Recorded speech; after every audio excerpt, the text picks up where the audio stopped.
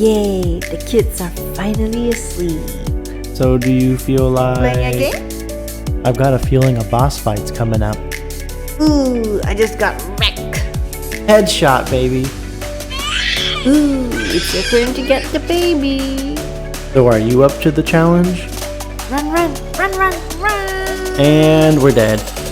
That's when I realized I have no idea what I'm doing. GG.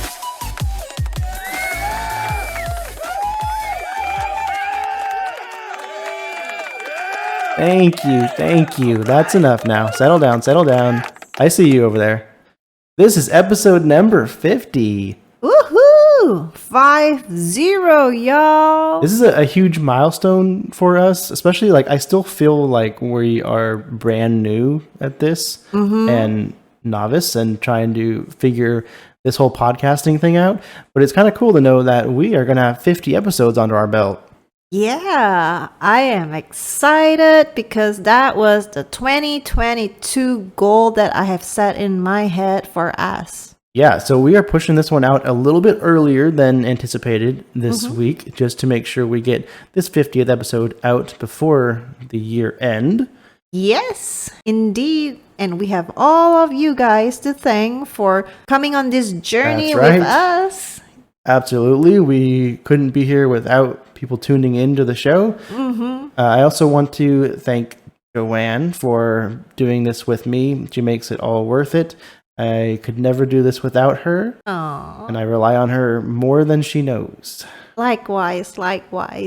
You do the technical stuff, I do the editing, and we record together. Yeah, absolutely. It's a complete partnership, just like marriage and the rest of our lives together. So, Aww.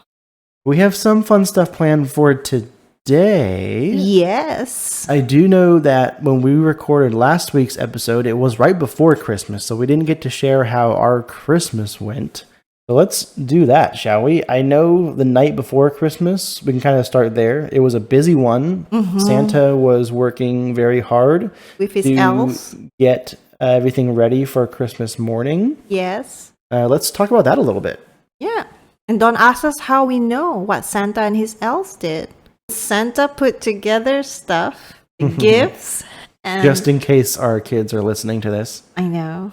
And it was so much work, more work than we thought, to put things together, all the toys. Yeah, but it was fun, because I think this is like the first year that our son is kind of like old enough to know what's going on with Santa, but yet not really going on. So like we've basically been explaining to him like weeks prior to Christmas that like Santa's gonna come down the chimney on the Christmas Eve night, and he's gonna leave presents underneath the Christmas tree for you as long as you've been a good boy. Make sure they know there's strings attached. Yep. And we also did the whole you have to leave out cookies and milk on Christmas Eve night as well. So we did all that. You and him baked cookies the day before to get everything ready, and we left out cookies and milk, and he was super excited about it. Yep. And then he went off to sleep, and then we ate some cookies and drank some milk.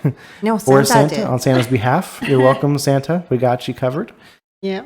And I was super excited. Like we left the evidence, right? Leave the plate and the cup, the crumbs, and everything to show that look, Santa was here. He came and ate the cookies and drank the milk. And he left presents under your tree. So not a ton of stuff, but it was definitely fun, kind of fueling that Christmas spirit. Yeah. The whole Christmas story with our 4-year-old. Yeah. It was really kind of exciting to see him be excited about it. And it's funny because Dylan is not a morning person at all. Like I just know he's probably not going to be when he grows up, because he's already like does not want to get out of bed. Like you wake him up and he'll just like lay there for a while until you make him get up, or enough time passes. And Christmas morning out, he was like still kind of out of it because we're just waking him up. And then I was like, Dylan, I think Santa left you some presents under the tree. And then he got like excited and like jumped out of bed and like comes running outside to see that the cookies were gone, the milk was gone, and he wrote a letter to Santa too. I forgot about that part. And we moved the letter someplace else and replaced it with a letter from Santa. Yeah. So he got to read the letter from Santa, thanking him for being a good boy. Yeah. And to enjoy the keyboard that we got our kids to share, which is a whole nother story. And that was kind of the highlight. That was the big gift that they got this year. And I love how the 2-year-old girl, like, where did the cookies go? Like, she remembered that there were cookies there. So I don't think she understands like why we were leaving them or Yeah. where they went. But she was equally excited because her older brother was excited. So it was cute to see. Yeah. And that keyboard, we had to put that together the night before. We can't do any of this stuff until the kids go to sleep, obviously, because we don't want them to see anything. So that was kind of a busy night getting everything ready for the next day. And we had to like make sure like our kids didn't wake up and like find us putting together this keyboard or like setting things up, because then they'd be like, I just don't want to ruin the whole surprise. Yeah. Not gonna lie, I was glad there were cookies and milk left out because we were exhausted after that.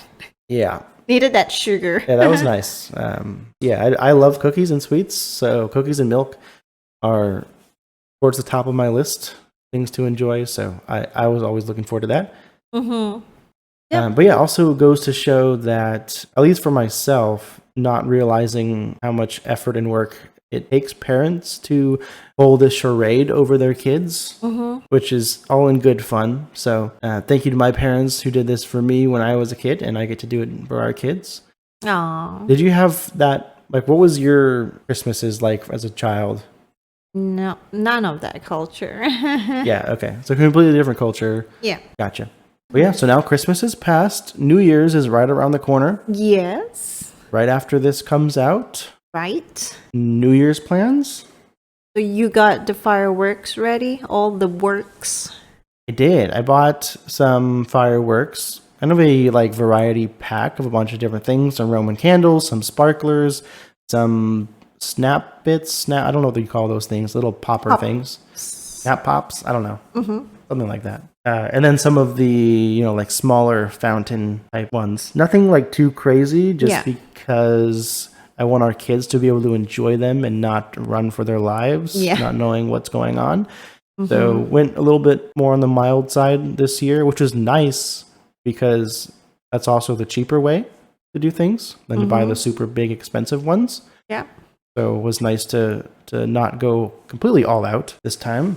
And I got like New Year props as well as some groceries ready for New Year's Eve dinner. Probably just some simple spaghetti night with some scones, sweet scones that you love. So. Ooh, I do love spaghetti and I love scones. Not necessarily together, but on their own, very, very much, yeah. Yeah, so that would be our New Year's plan, fireworks and yummy food. Though just to say, we are not doing fireworks at midnight and waking everybody up, including our kids.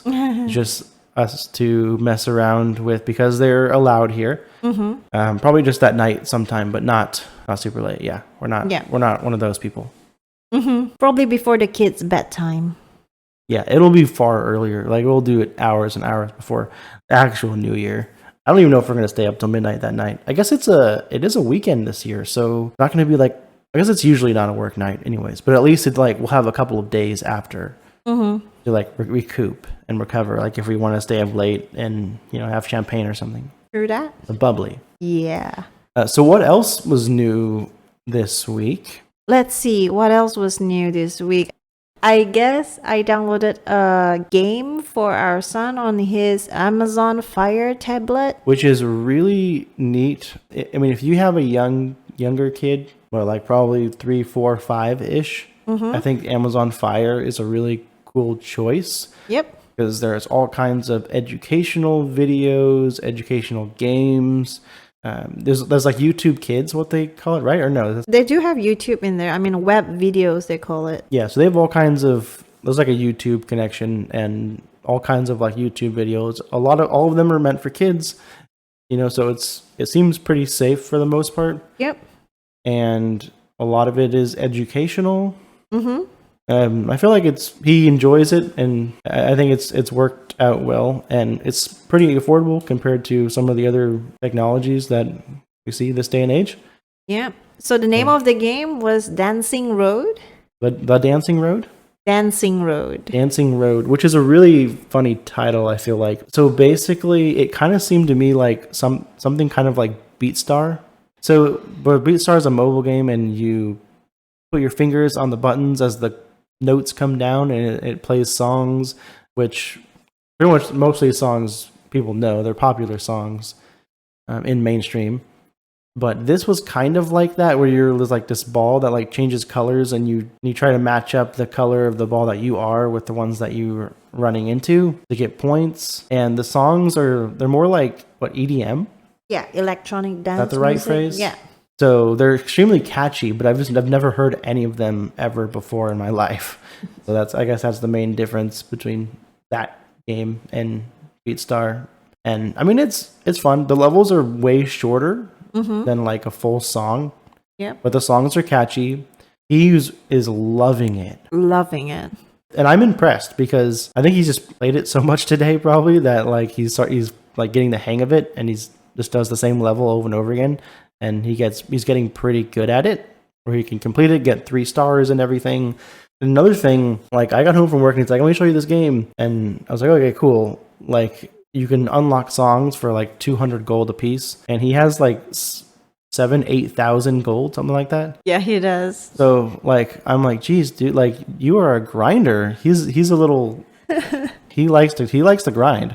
He's just grinding that gold out, doing these levels over and over again, like collecting all this gold. I'm like, you're gonna use this to like unlock more songs and stuff, or like he's just gonna keep playing the same ones and just building up his fortune. You know, we need to get him to like play our games a little bit and grind gold for us or something. Yeah.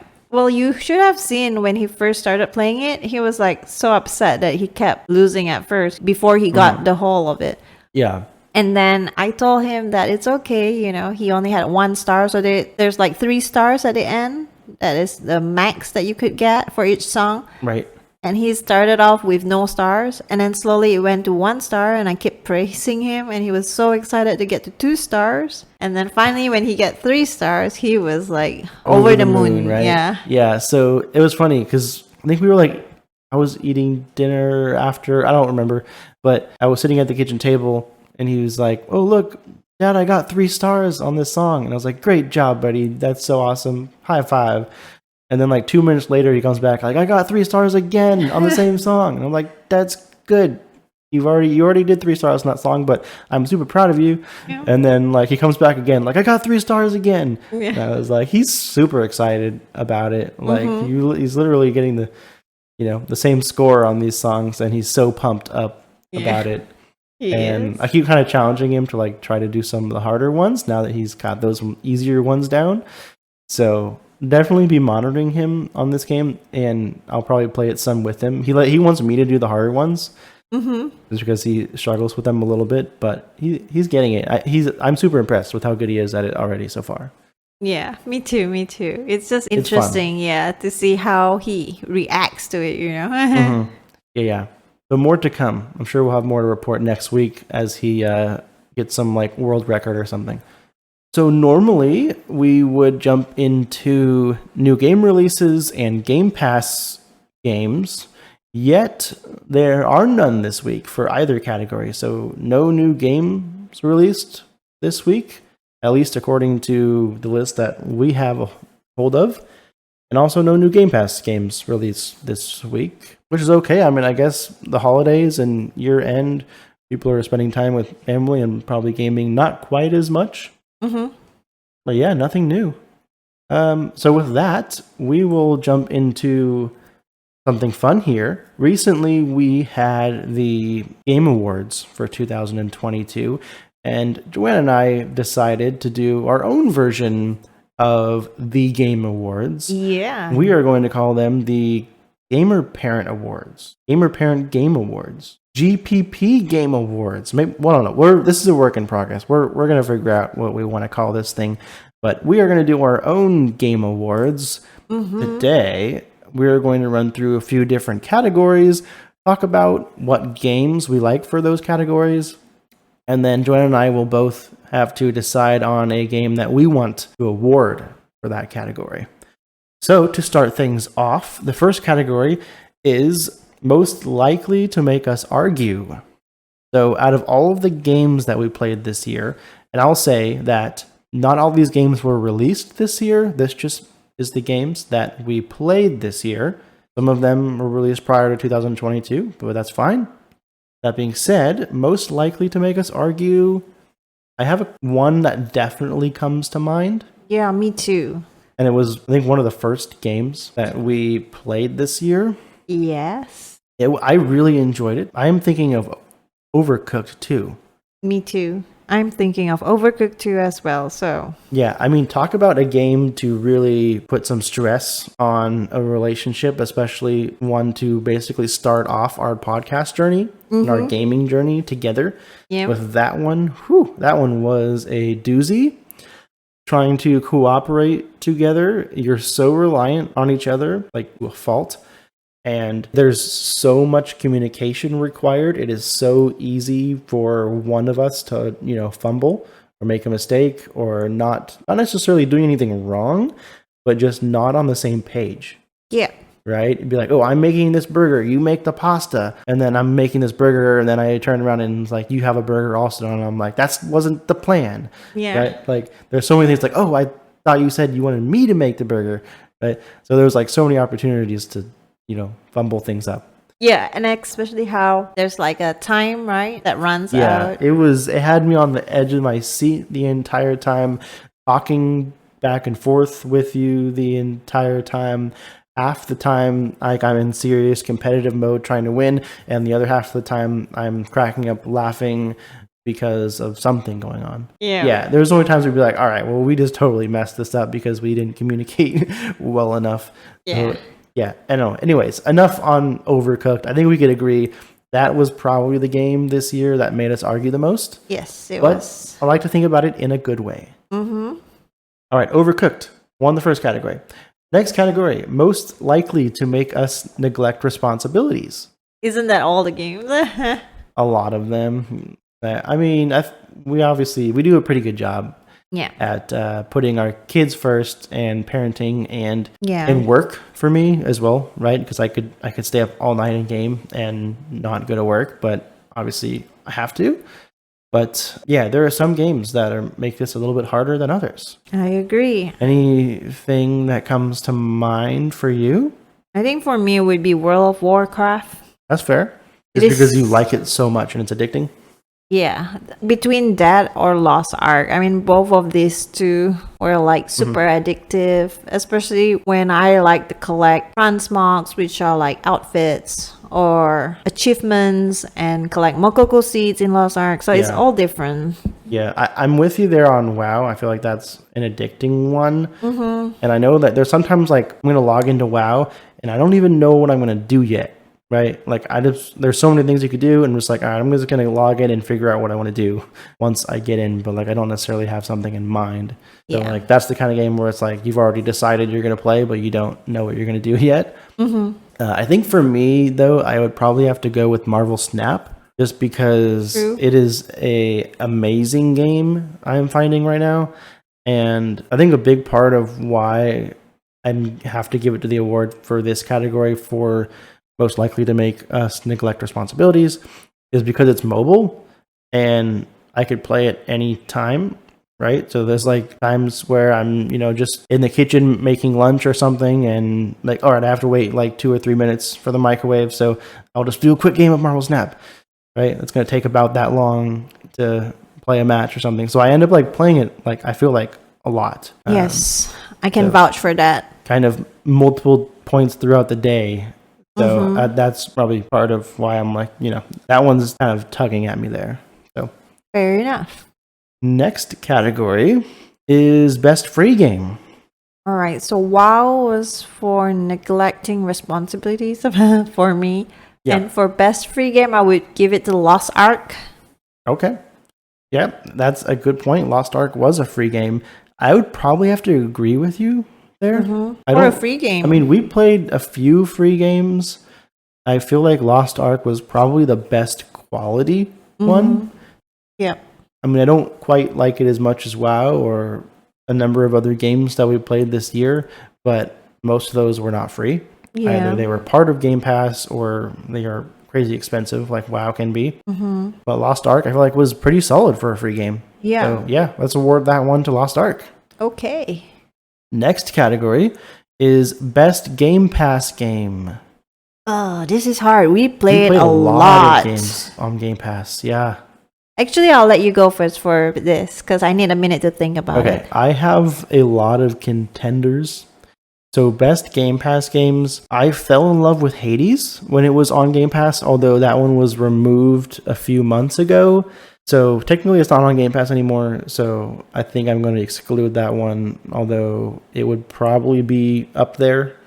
Some other ones that I really liked were Spider Heck, which I actually still have downloaded. That game, I was having a ton of fun with it. I was cracking up. I don't think you ever tried it, Joanne. I don't think it looked interesting to you, but it was super simplistic platformer. You're the spider. You can swing your webs around and zoom around the room, pick up different weapons like lightsabers to fight each other, or different guns, rocket launchers, grenades, all kinds of fun, silly stuff. And it was perfect. Like you die super easily because you're a spider. Movement is probably one of the best in a game that I've experienced in a while. You feel like you are in so much control over where your character goes for the most part. Once you figure it out, you feel like I feel like I had so much control over kind of where I was going and zooming around the map. It was a blast. I had a lot of fun with that game. I think it was a lot more fun with friends, so I had somebody else I could play it with.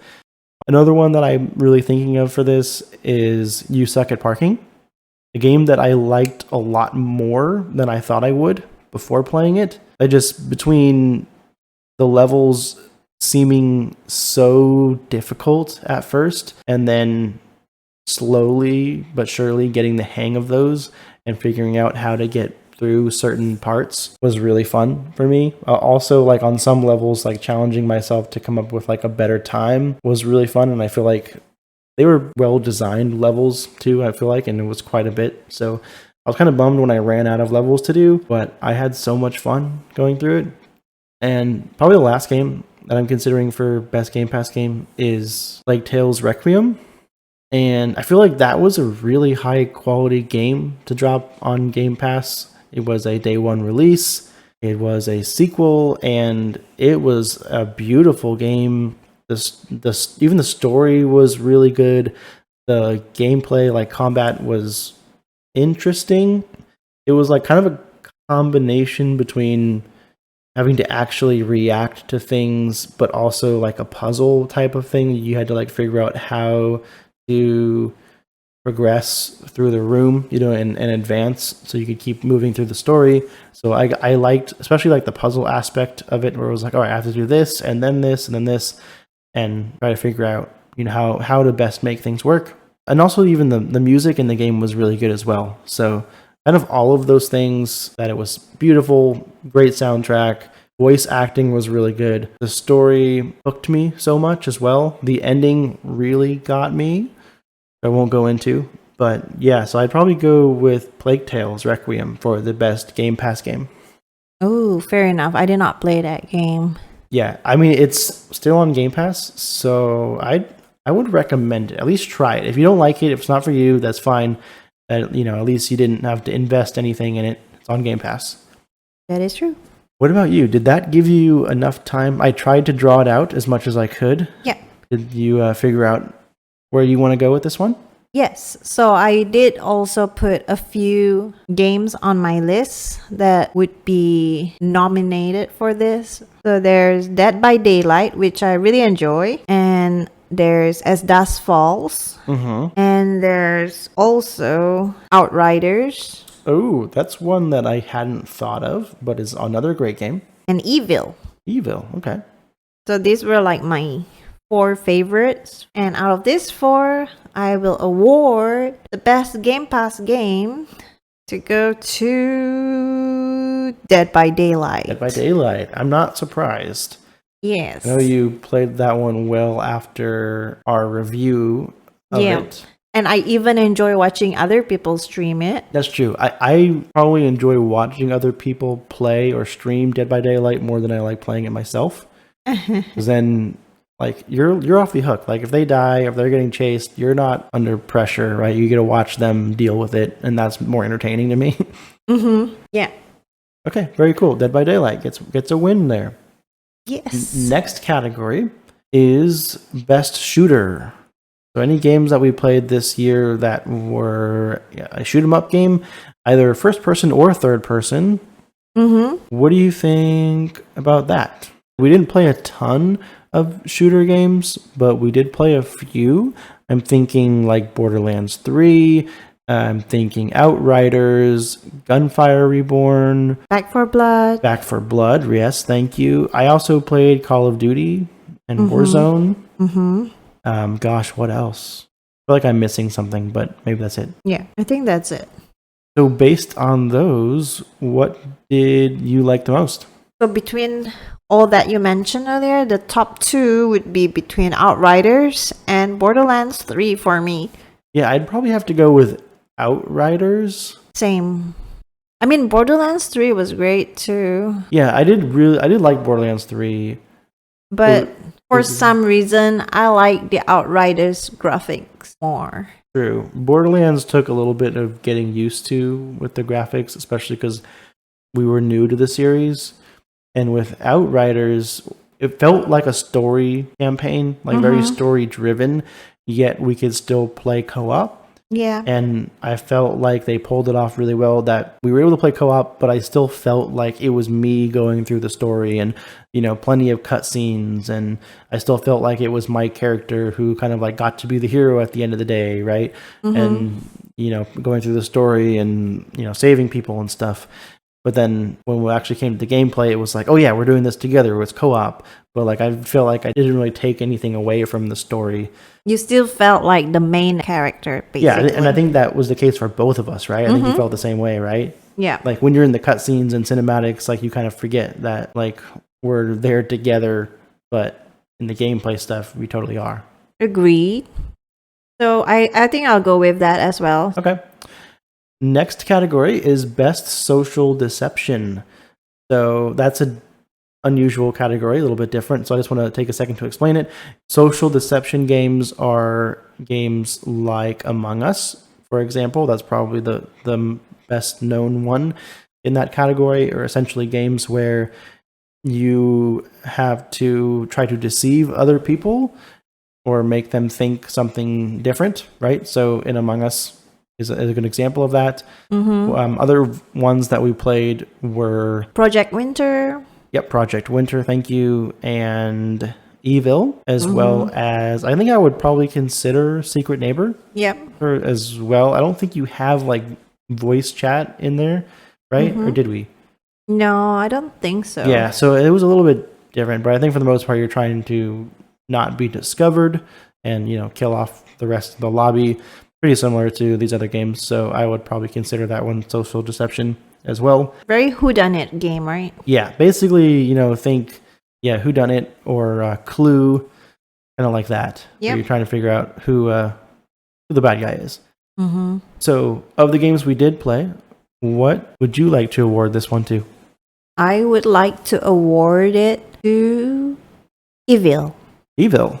Okay. Yep. I mean, I know it's a bit buggy because it's new and stuff, but I think they did a really good job of making it like as detailed as possible. Very third person point of view. Yeah. So, I think as far as these games go, there's a lot to Evil than the rest of these, especially if you're thinking like something like Among Us, which I kind of prefer a more simplistic approach for these, just because you already spend so much time trying to figure out like, oh, you know, who you're suspicious of by trying to keep track of where they were, or, you know, what they're saying, who they were with, yada, yada, yada, all this stuff. Like, it's hard for me to also throw in different classes, different items, different quests, and, you know, potions and all this kind of stuff.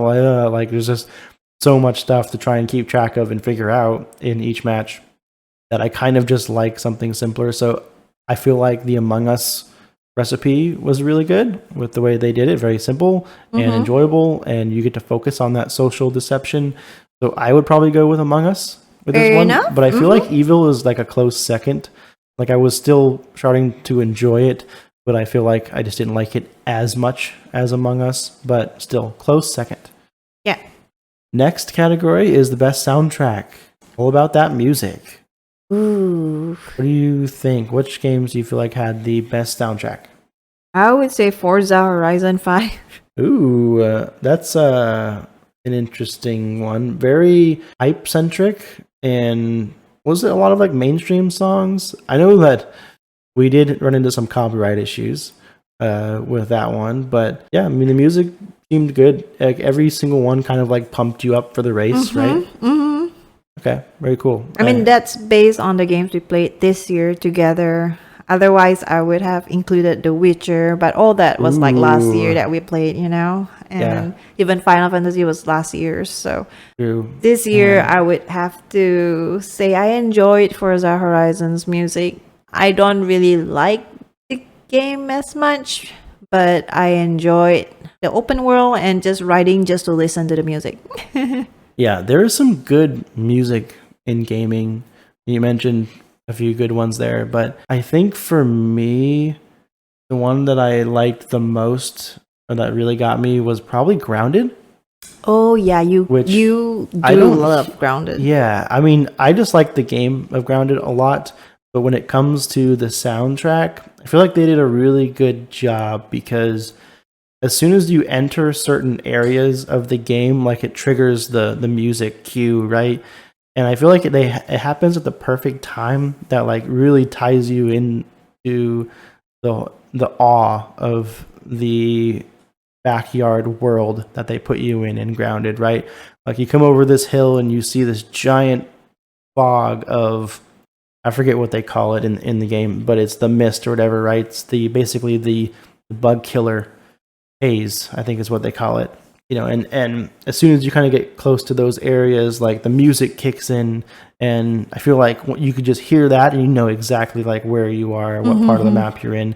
Like they tie the music into the world like so well, and the music is very kind of overpowering when it kicks in and happens. It's like so noticeable that like it's not just like background noise or white noise or kind of noise to just fill the void, right? Like I feel like they found a better, bigger purpose for the soundtrack in that game.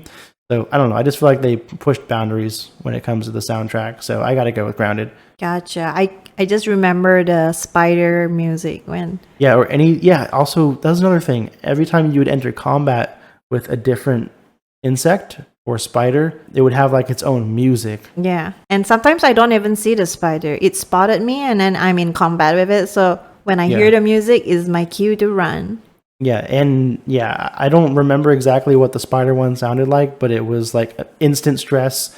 Like if you hear that kick in, you're like, just run, sprint, like run for cover, find somewhere to hide or run to your nearest base, and then, I think like ticks had their own music that kicks in, and I think ants did as well. So it was very unique. It wasn't just music is there. Like it was cued for like the perfect times. Very distinct. So I don't know. I really liked it. I thought that was very unique with Grounded. Yeah. Next category is best story. What game that we played this year had the best story? You go first. Okay. So this one will be a repeat.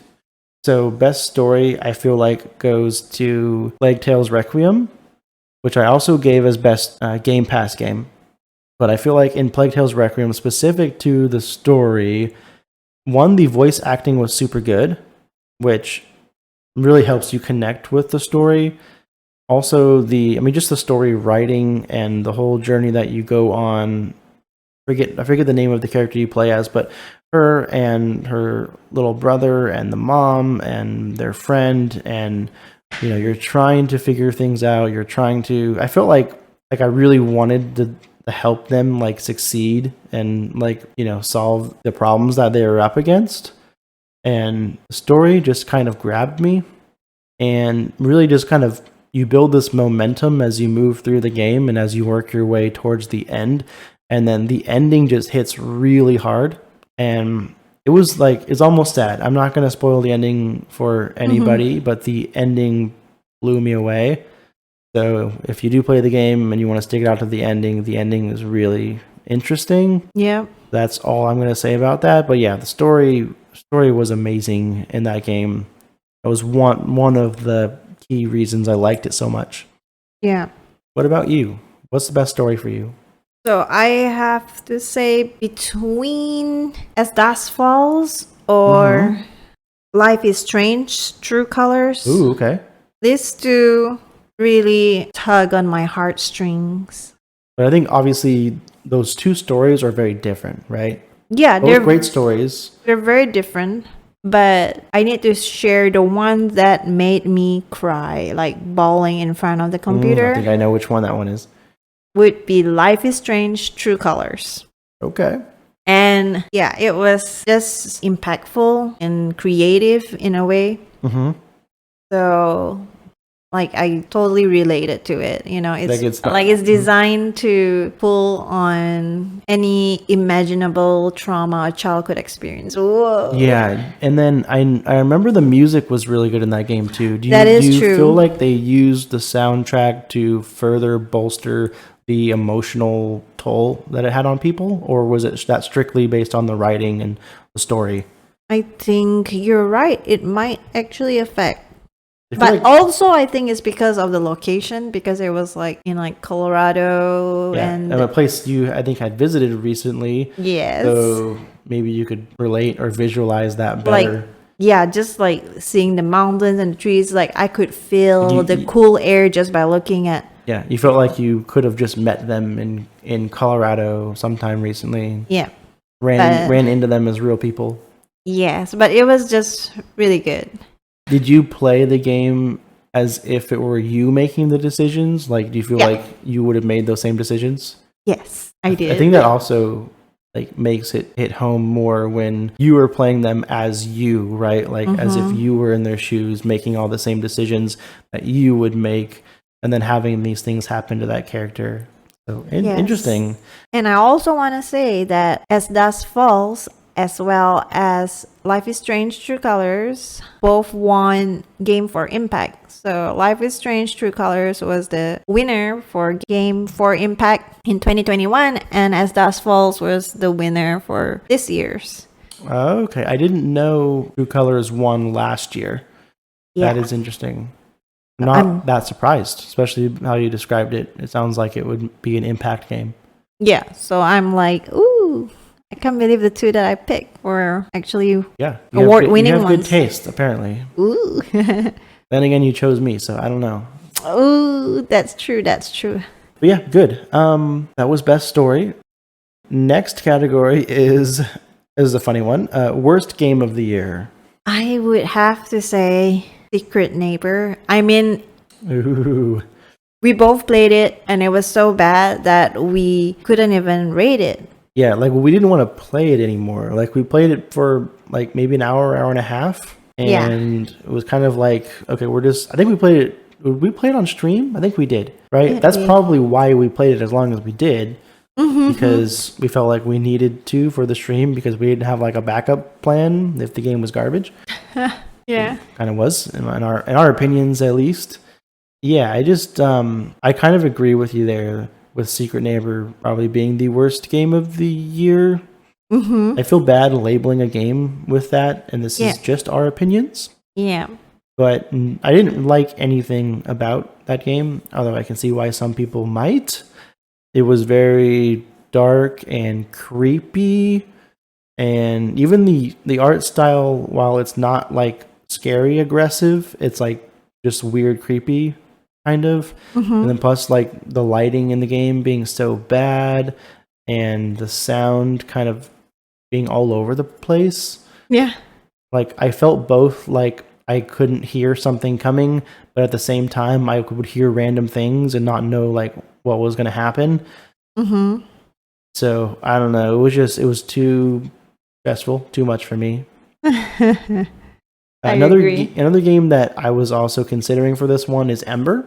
a game that we did review. Yes. We didn't play a ton of it. I think it was a great game in theory, right? Ember is a game where you play as firefighters, and each level is a different property that is on fire, and you have to try to contain the fire. You need to get the people out of the house building to safety, and you kind of get bonus points if you like find their valuables and stuff and get them out of the fire also. It was fun and it was interesting. We had a few good laughs, but I think probably after the first 20 minutes, I was like, okay, is this it? I kind of feel like each level, the only difference is maybe it gets a little bit harder, and then the building is a little bit different, but that's about it. Wasn't really a whole lot of variations in it, so I feel like I got bored with it really fast. Yeah. But still, I think Secret Neighbor takes the cake and wins worst game of the year for me. Yeah, I remember Ember got me kind of like motion sickness. That's right. Too. Yeah, it did. Like you could only play like an hour at a time, or maybe less. Maybe before less. you start like feeling sick. So. Yeah. But still, yeah. Like I feel like I got nothing out of Secret Neighbor. Like I did not like that game at all. Yeah, if we played Secret Neighbor any longer, I would probably have puked too because it was so stressful. For different reasons. Yeah. Yeah. Yeah. Last but not least is the Game of the Year category for us. So what do you think was the best game this year? I would have to let you go first again. Again. Okay, no surprise there. For me, the best game this year, honorable mention would be God of War Ragnarok. Although I think I'm only about halfway through the game. I'm kind of slowly chipping away at it, so there's probably a lot that I haven't experienced yet, but at least so far, I think it is an amazing game. I am enjoying it. I'm loving it. Although I don't think it's my favorite. That said, I haven't played a few other big games out there like Elden Ring or Horizon that came out this year, although I plan to.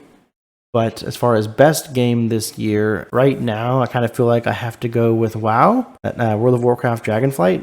Yoo-hoo! That came out, and we are putting a lot of time into that. We are grinding. We hit max level. We are working towards being able to do the raids in the game, and I enjoy that stuff so much. Like it's hard for anything else to really compete, especially when it comes to long term. But I mean, yeah, I don't know. I feel like I have to play that game. It's to me, it's best game of the year, hands down. What about you? I have to go with World of Warcraft Dragonflight. Same as me. Yes. Finally, we agree on something. We have been agreeing on stuff. Agree to disagree. Yeah, but yes, World of Warcraft is another repeat. It makes me neglect my responsibilities because I can't even stop thinking about my World of Warcraft cookbook. Yes, I was going to say the same thing. When you have a cookbook for a game and you like to cook the meals for your family dinners, then yeah, you're addicted to that game. Yes, so I may be biased, but yes, World of Warcraft Dragonflight this year is definitely the icing on the cake for me. I'm completely with you there. So that was the last category for our own version of the Game Awards. We hope you enjoyed that. Before we end things for this week, though, we did want to run through where you can find us. You can find us in our live stream over on Twitch every Tuesday night at 9:30 p.m. Central. That is at twitch.tv/gamerparentspod. You can also find us on Twitter at GamerParentsPodcast. Or on our Instagram at gamer_parents_podcast. You can also find some of our videos on YouTube at the channel Gamer Parents Podcast. And you could give us a like, follow, subscribe, whatever it is, wherever it is. We greatly appreciate it. The best place to hang out with us, talk about gaming and life, would be the Discord channel. Link for that will be in the podcast description, as well as the video description if you're listening on YouTube. That wraps up episode number 50. Woohoo! In the books. Yes. That is all that we have for you guys this time. So we will catch you in the next one. Happy New Year. Happy New Year.